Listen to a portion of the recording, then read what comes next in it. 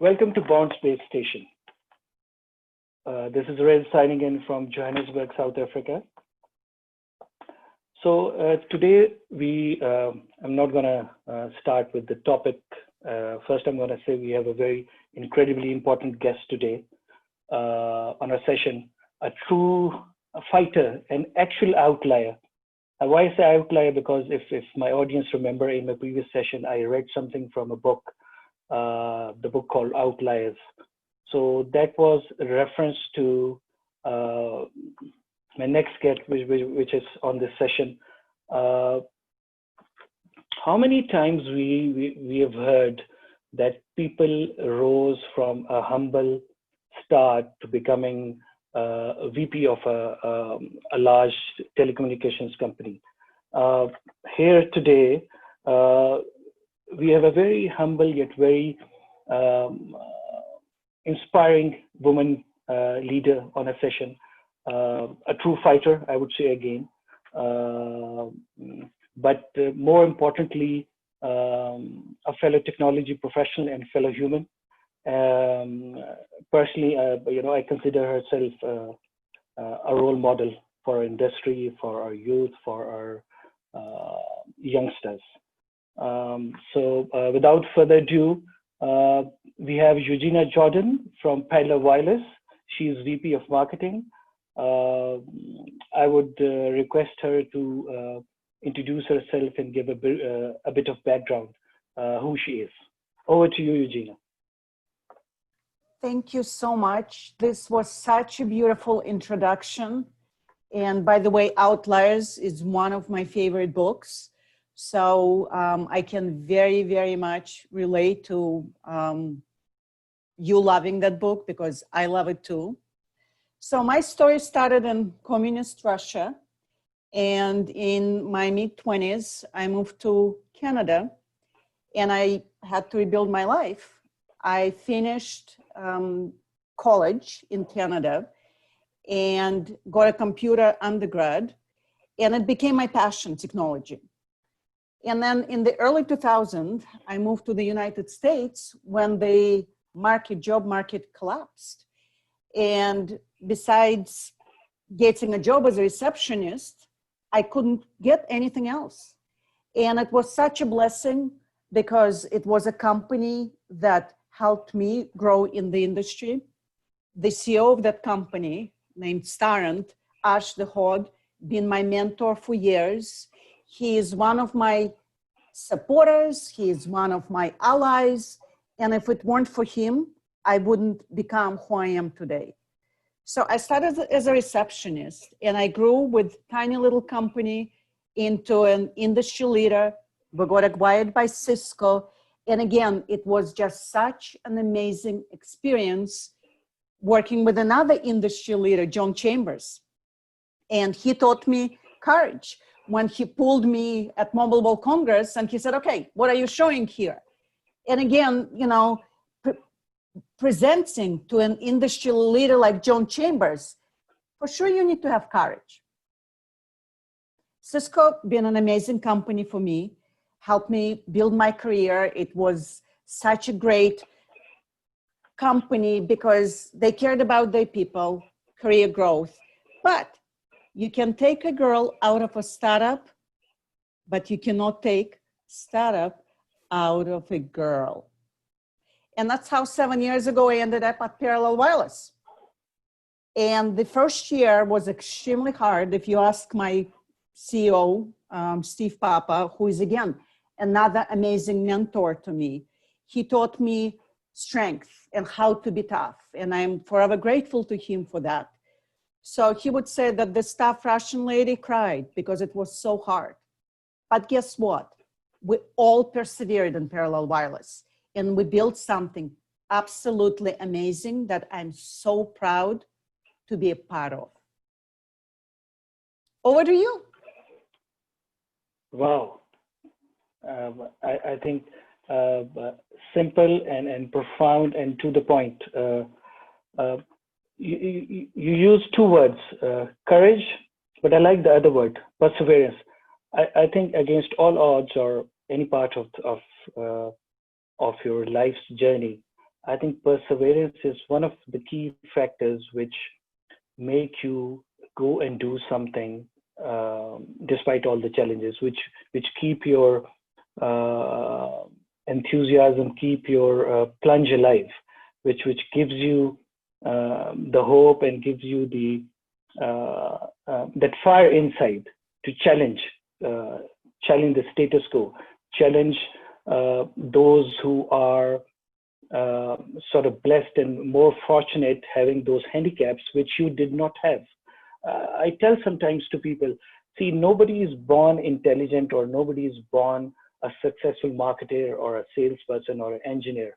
I believe that anything and everything is a learned skill.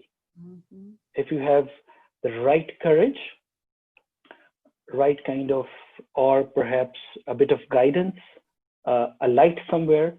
So as long as you have those things inside your heart, you can do it.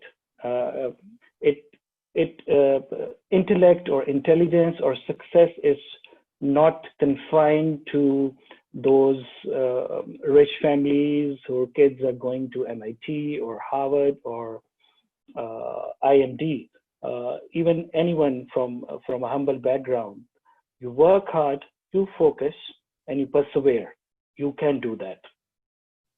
So I'll start with a bit of you know since again on this particular session we have our second authentic tech time traveler, and we're going to talk about hardcore telecommunications with a bit of philosophy and women leadership and some other key factors around it. I was going through that 2019 GSMA report. Uh, the two those phrases, the coverage map and the usage gap. So like 750 million people are still not covered by 3G mobile data. Then, interesting part is 3.3 billion people who live within reach of a mobile broadband but do not use it. There can be multiple factors: affordability of the devices, of the data prices, uh, or lacking the skills and awareness, or perhaps being prevented due to some social norms. Um I think connectivity and internet is key to development of uh, uh, worldwide economies which are less fortunate. Unless we do not bring them at par with the power of technology, which I always say is the ultimate equalizer. Uh, because again, I'll a bit take a shift. Uh, I believe that especially in third world countries, it is very important to um, do not make them uh, sort of handicapped or used to aids or help. But I think when you have developed institutions in a country, you have infrastructure, you have the foundations laid, so then everything can come in place. Let me give a very simple example. If you keep on giving a poor guy a blanket to sleep, food to eat, he still doesn't have a home. But you give him a home, he can think or try to work and get those things which he needs inside the home. But if you don't give him home, he'll keep on getting those blankets and food, and he's going to sleep on the roads. So when we talk about the rural areas and the third world countries, I believe that the leadership of those countries and the developed countries need to come around on the idea to focus on the fundamentals, the development of the infrastructure and primarily the institutions, because no matter what the situation of a country is, as long as the institutions exist, the policy there, you can always make a comeback. But when you don't even have a foundation, you'll be again you're basically standing on a roadside. So let's take a deep dive into some difficult questions. First, I would start with, because you know I'm very passionate about on a sensei level about equality and inclusion. For me, diversity is a bit different word. Diversity can be a multinational company where you have people from different countries, but that does not classify the equality and inclusion for women. You're not talking about women. When you talk about women, you have to use the phrase equal and inclusive. That's where you can say, okay, it's a company of 100 people, we have 50 women and 50 men. But if you say, oh, we are diverse, so diverse to me, it doesn't mean anything in that particular context. I want our audience to learn, especially those aspiring women professionals and girls, your journey as a woman in STEM, the challenges and the goals you face throughout your life, and I want to understand that outlier chip inside your brain, which had given you the smooth path to go through all the challenges, all the hurdles in this cutthroat, competitive world we live in. Over to you. Thank you. This was so powerful, so powerful. Thank you for that. So as you were talking about people, with money or, better education, better houses, right? To my mind came the concept of a scrapper, right? There are silver spoons in the world and there are scrappers. And Parallel Wireless and myself personally, we're scrappers. And what is unique about scrappers, we've been through so many challenges in our lives, professional or personal, that we always persevere. And what scrappers realize that the only thing that's gonna hold them back is themselves. Because you can always say, oh, you know what, they're not gonna listen to me because I'm a woman. Or they're not gonna listen to me, or I cannot do marketing because English is my second language. Or they're not gonna listen to me because I'm not an engineer. But this is the barriers that you put for yourself. Because I'm not, I'm a woman in technology. I have a different perspective. Because I'm not an engineer by trade, I can look at technology differently. I can bring fresh perspective. Because English is not my second language, I can bring the best resources that can combine my creativity and English as their first language.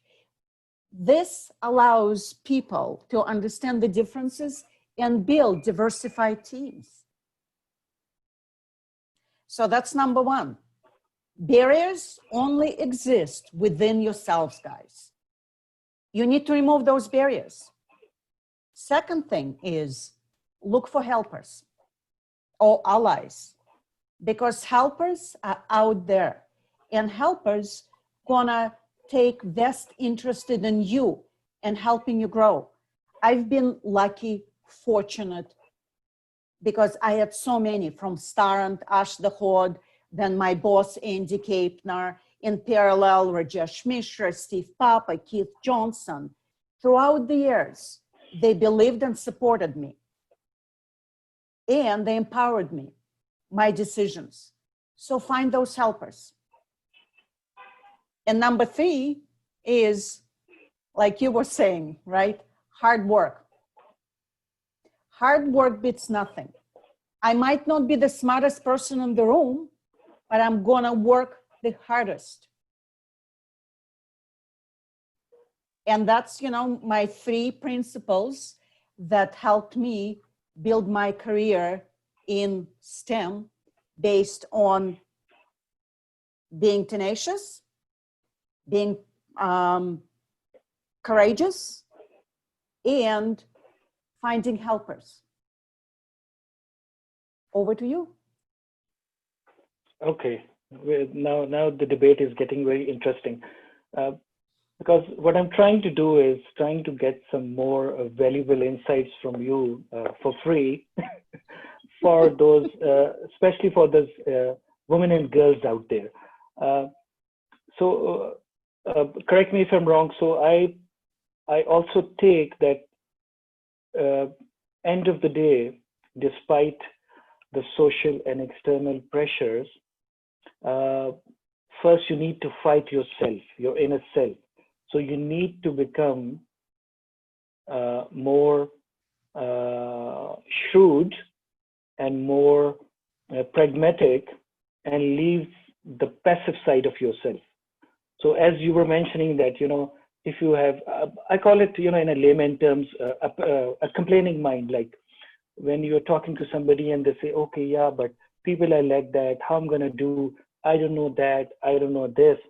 But yeah, you don't know anything on everything. You learn. When you go to school, you learn. Like when you're born and you went to school, you just can't say, okay, I don't know. That's why you're going there to learn.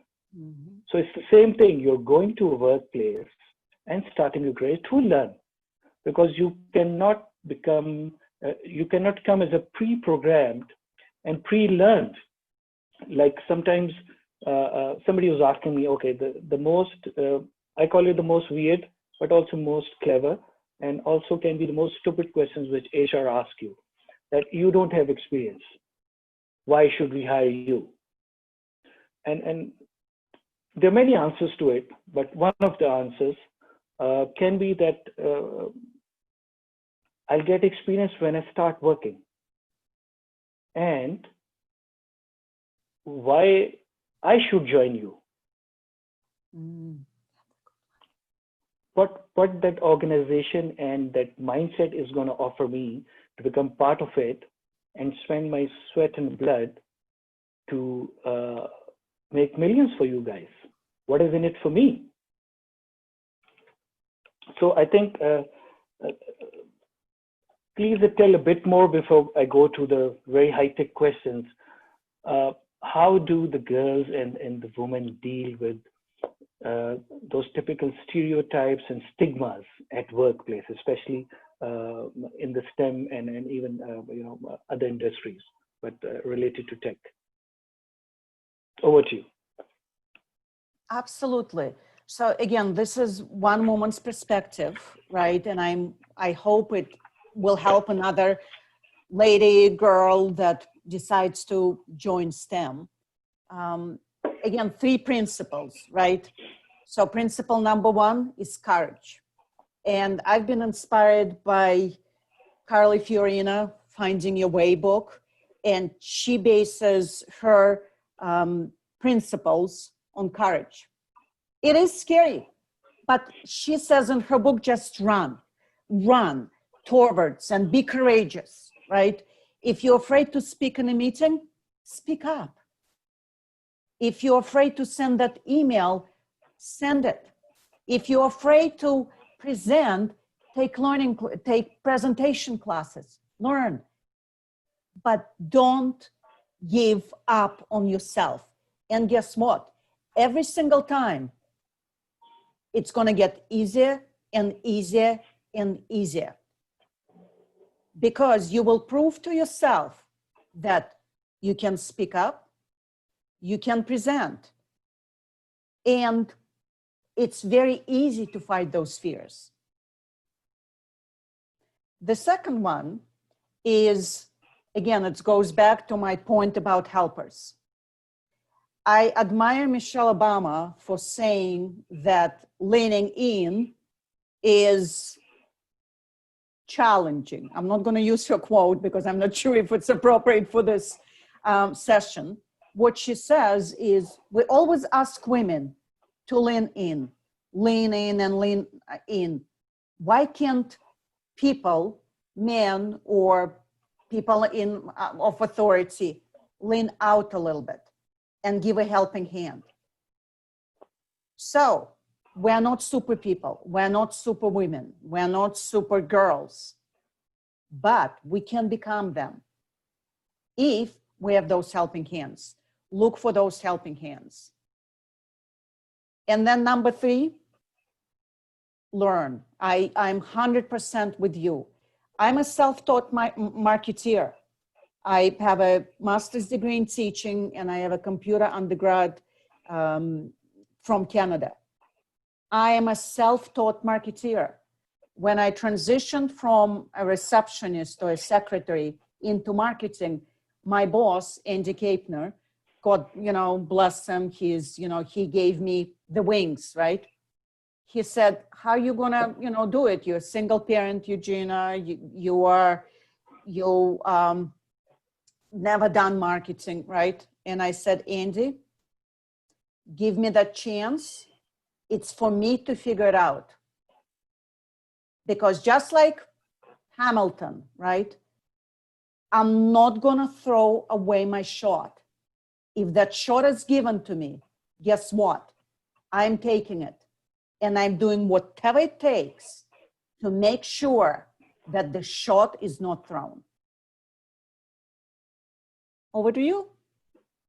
Wow, so you don't have a proper marketing degree or business degree. Okay, there's the answer. Everything can be learned. See, I also make a point to give the due credit whoever, either it's you or somebody else, say something very interesting and something which I'm supposed to remember to do the due credits. So in one of the sessions, one of the guests, he said, yeah, we are conditioned in the society to behave and think and operate in certain ways. So to change the status quo and jump out of the curve, you need to stand up. Like you were saying about, you're talking about courage, you're talking about keep standing up. I think, okay, let me put it a bit like metaphorically, not literally. Generally, a world is sort of a bully to every new person. You will find people who will let you down, who will challenge you, not because they don't like you, but they're also trying to win the race. They want to be the best. So sort of metaphorically, sort of bully. So you need to stand up, because the moment you stand up to a challenge or a bully, they subside. Because there is a bully inside you, which is subsiding you. And 2, 3, 4 times you take it out and it's gone. So inner fear, inner bullies, you need to take it out. It can only happen that you need to stand up. When you stand up, when you say, no, I can do it. You jump 3 times, 4 times, 5 times.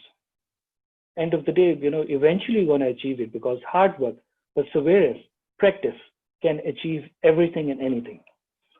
Okay, I want to go to a bit technical now.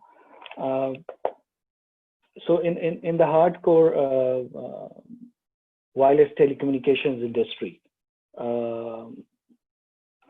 what's your take on this, the wireless telecommunication industry? The way new emerging techniques or solutions are coming in. Perhaps you can give a brief on this with a touch of talking about 5G and what parallel wireless has come along the way, because you people are seen as disruptors, and people raise eyebrows, whenever there is a disruptor and somebody who's there to challenge you and doing something better, who's younger.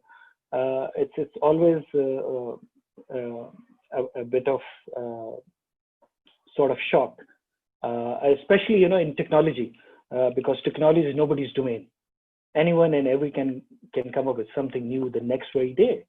Now we're having better and better smartphone literally every second day.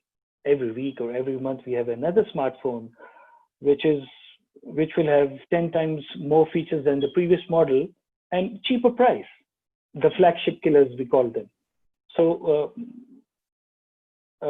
science and tech, the bright minds are there, and because of the digital world we live in, with access to information, knowledge, academia, I think gone are the days when one, two, or three big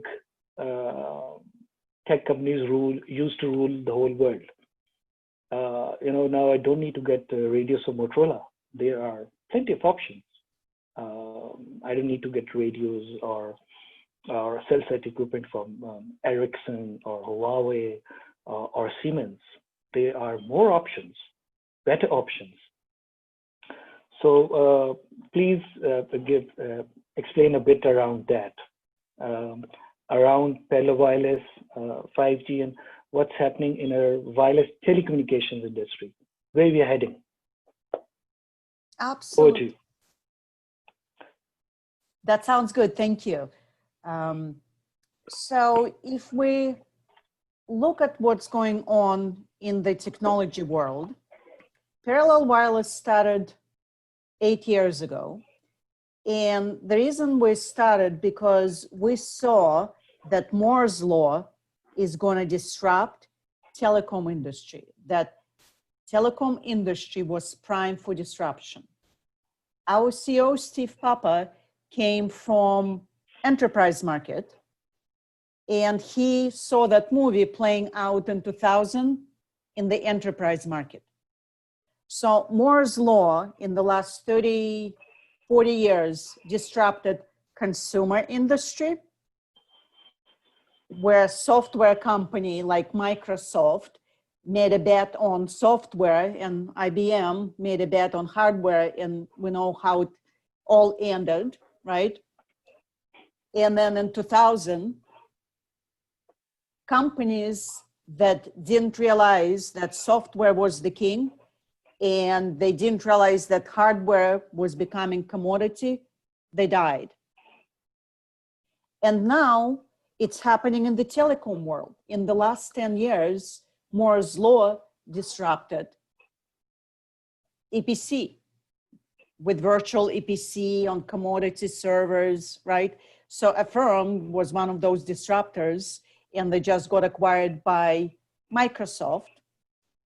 So Moore's law was able to disrupt virtual EPC first because it took 10 years for x86 servers to be able to disrupt the RAN space.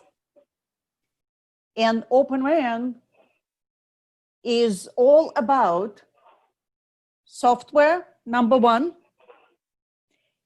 disaggregating software from hardware, and number two is running that on COTS x86 servers. So what's interesting is Open RAN is not about particular software or particular equipment. It's about open interfaces. We know that there is 3GPP exists as a standards organization in the telecom world. But why Nokia radio cannot talk to Ericsson BBU, right? Or why Ericsson radio cannot talk to Huawei radio if they're using the same standards, right?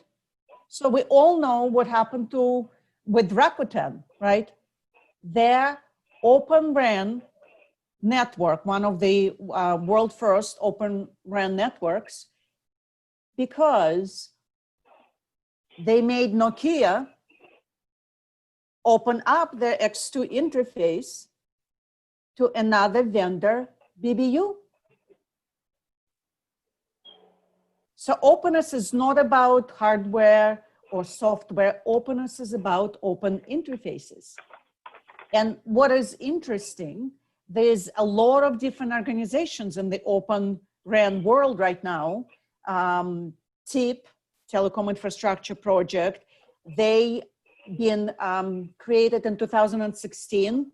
They have a lot of operators. Vodafone been leading many different groups. Telefonica been leading many different groups. And in the 4 years, TIP achieved tremendous success with deployments. Vodafone, right? Parallel Wireless is working with them in Turkey and DRC. Telefonica, the largest Open RAN deployment in Peru with IPT. What I'm trying to say is it takes an ecosystem to understand what is broken in the industry. Because if your Nokia radio cannot talk to Ericsson BBU, but can only talk to Nokia BBU, guess what happens? Nokia has all the power, right? Exactly. And that's what our customers are saying. There is a very interesting article in Washington Post where Inland Cellular, it's a small operator in Idaho and Washington, they've been saying that bigger vendors, they locked them in and they needed to look for alternatives, because if mobile operators don't look for alternatives, they're not going to survive. And it's not just, small operators, but big operators, tier ones, they want that negotiating power. And hardware and software disaggregation gives them that power, because they can deploy Nokia radio or Ericsson radio or KMW, Comba, whatever. There's a lot of good radio hardware. And then they will deploy COTS BBU, x86, and then they will put parallel wireless or any other Open RAN CUDU software. They will use Open RAN controller running again on a COTS server. And, in 3 years, if they decide that, that software doesn't perform well or the pricing needs to be changed, they don't have to rip out the radio. They can just switch it. The software, radio stays, software changes.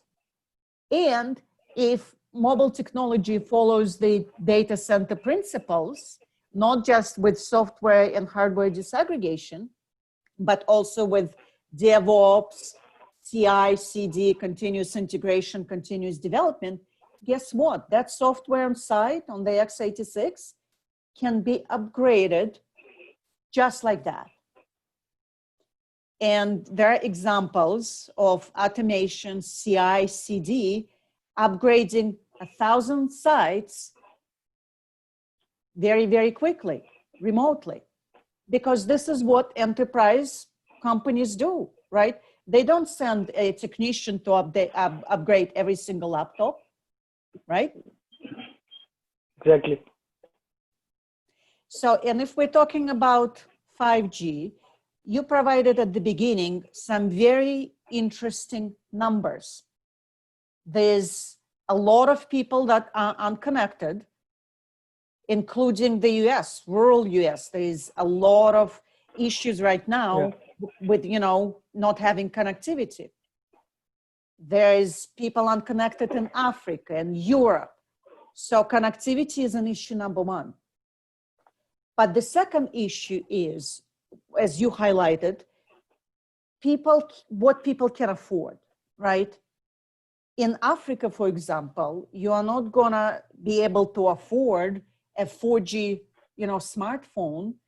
You have your 2G phone and you use it, and you've been using it for the last, God knows how many years, right? People with more income in big urban areas, they can afford those new phones. So, and once they upgrade, they would send the phones to their, parents in the village, and that's how they will be able to get access to a newer phone. So 2G, 3G, and 4G is still as important as 5G. But all we hear right now, 5G this, 5G that, and announcements are being made about Open RAN for 5G, and that's awesome. More power, because Open RAN is the way to go. But what about opening up and modernizing your 2G and 3G and even 4G networks? Because if you don't open up your 2G and your 3G and your 4G, what's going to happen?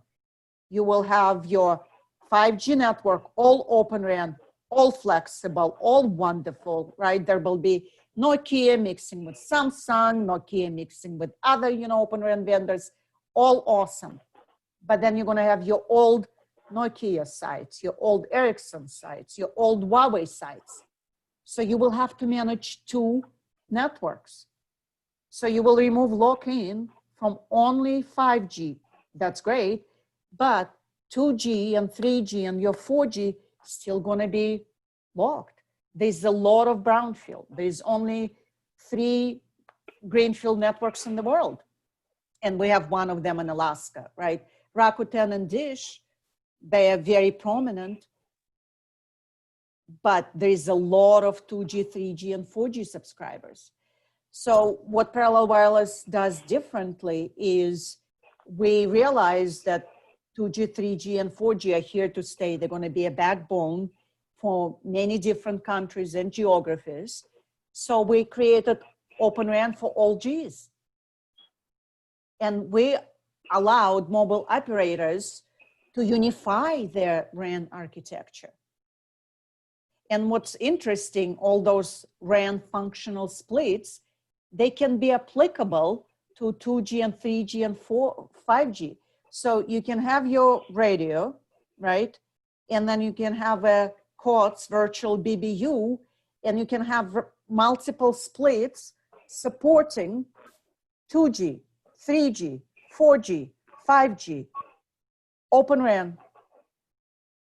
So it's cost effective, easy, operational cost is reduced because you're putting a modern radio, not the 30-year-old 2G clunker that eats up all your diesel and operational cost.